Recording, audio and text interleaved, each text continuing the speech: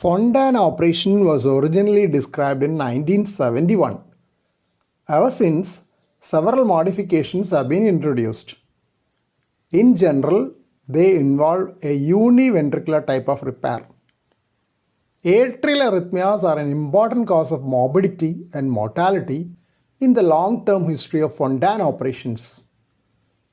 Stephenson EA and associates evaluated a large Fontan cohort of 520 patients across 7 centers over a mean period of 8.6 years with medical history, echocardiogram, electrocardiogram, exercise testing, and parent-reported Child Health Questionnaire. They documented supraventricular tachycardia in 9.4% of the patients, of which 7.3% was intra-atrial reentrant tachycardia IART. They noted a bimodal risk pattern for IART in these children.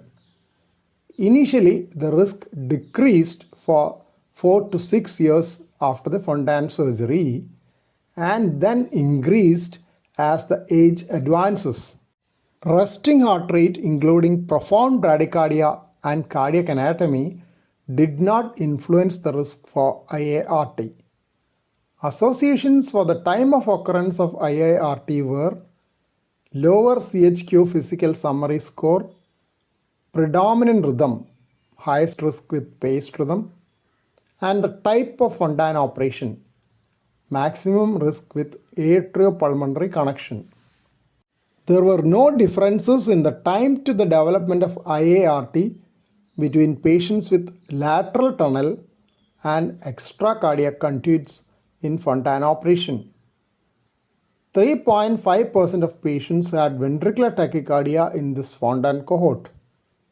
The authors of that study concluded that the overall prevalence of IART was lower in that series than that has been reported earlier. Other than arrhythmias, the major late problems after Fontan repair include extracardiac conduit obstruction, left pulmonary artery obstruction, ventricular failure, and protein losing enteropathy.